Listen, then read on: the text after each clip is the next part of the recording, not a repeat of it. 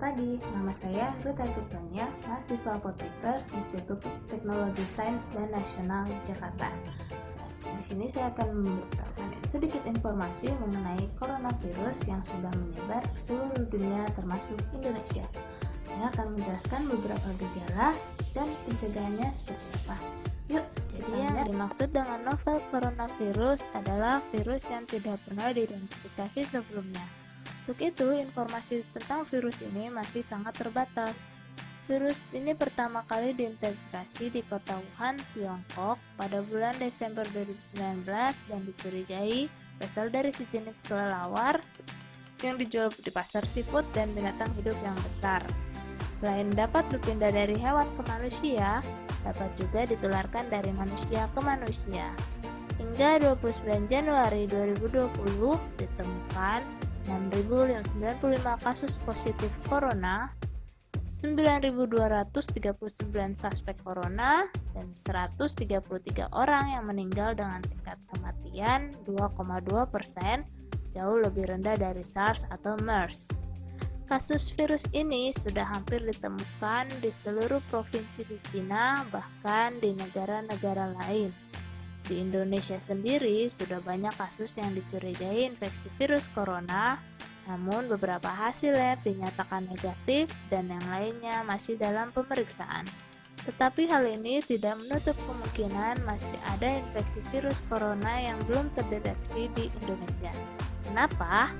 Karena gejala muncul 2 hari sampai 2 minggu dari paparan dan orang yang terpapar dapat menyebarkan virus ini walaupun belum timbul gejala.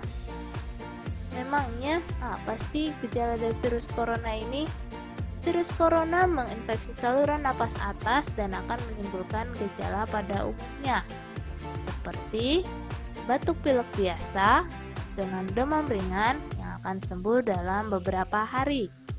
Tetapi pada orang dengan sistem imun yang lemah, virus corona dapat menginfeksi saluran napas bawah dan menyebabkan gejala lebih buruk seperti demam tinggi dan sesak napas. Hingga sekarang, vaksin untuk virus ini belum ditemukan. Selain tidak ada pengobatan khusus untuk membunuh atau mematikan virus corona, namun pada sebagian besar kasus, infeksi akan mereda dengan sendirinya atau gejala akan hilang seperti batuk flu biasa, dan pasien hanya perlu obat-obatan untuk meringankan gejalanya. Contohnya, obat penurun panas dan obat untuk meredakan batuk pilek. Lalu, bagaimana untuk mencegah penyebaran virus ini? Virus corona kemungkinan besar menyebar lewat droplet orang yang terinfeksi dan tersebar terutama ketika mereka batuk atau bersin. Oleh karena itu, jika Anda atau ada seorang di dekat Anda mengalami gejala batuk pilek, demam, dan sesak napas, atau jika mereka baru datang dari Cina dalam 2 minggu terakhir, kalian dapat menggunakan masker dan dapat menggantinya 3-4 kali sehari sesuai kebutuhan. Tutup mulut dan dengan tisu saat batuk bersin, lalu segera buang tempat sampah dan cuci tangan dengan sabun serta air mengalir.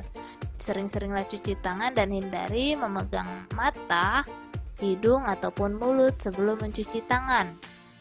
CDC menghimbau untuk tidak melakukan perjalanan ke Cina apabila tidak perlu. Dan apabila kalian baru datang dari Cina dalam 2 minggu terakhir dan memiliki gejala yang seperti disebutkan, segeralah cari perawatan medis dan hubungi rumah sakit yang akan kalian kunjungi mengenai kondisi kalian. Tadi kita udah ngebahas sedikit tentang gejala dan pencegahannya.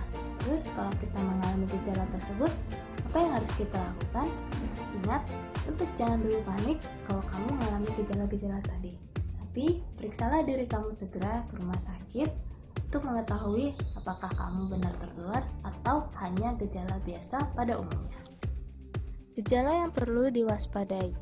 Pada hari pertama, akan mengalami demam tinggi, kelelahan, nyeri otot, batuk kering, bahkan disertai diare.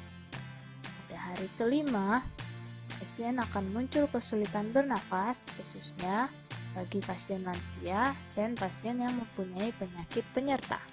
Di hari ke-8, pasien yang mengalami kasus parah akan mengalami gangguan pernapasan akut ARDS.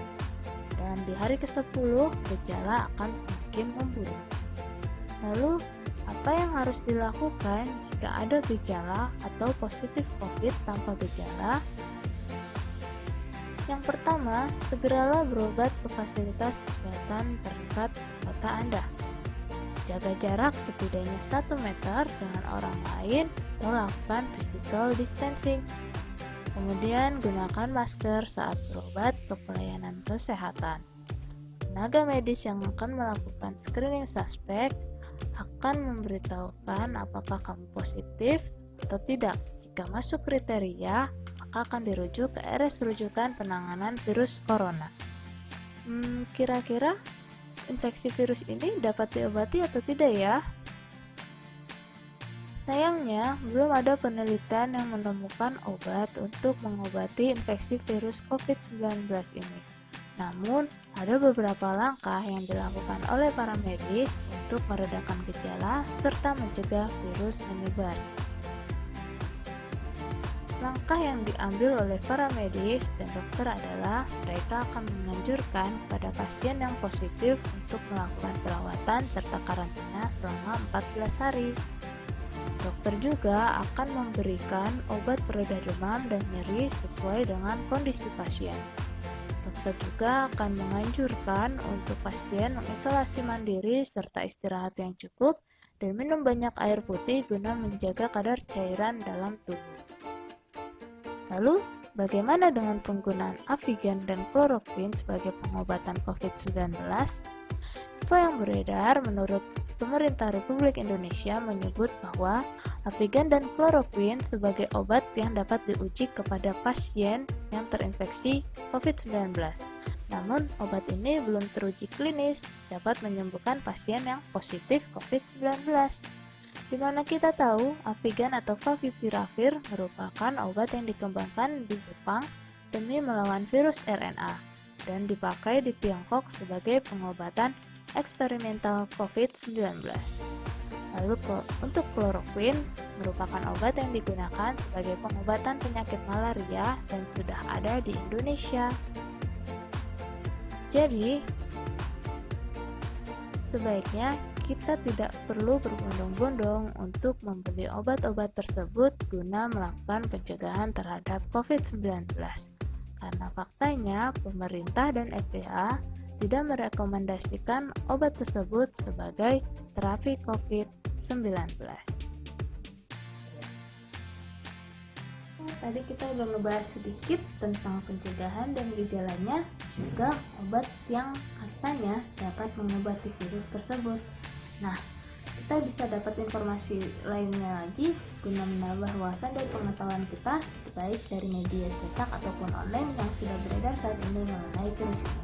Yang penting, yuk kita jaga kesehatan kita dan ikuti himbauan pemerintah untuk melakukan physical distancing. Stay healthy, stay safety, dan stay happy. Terima kasih.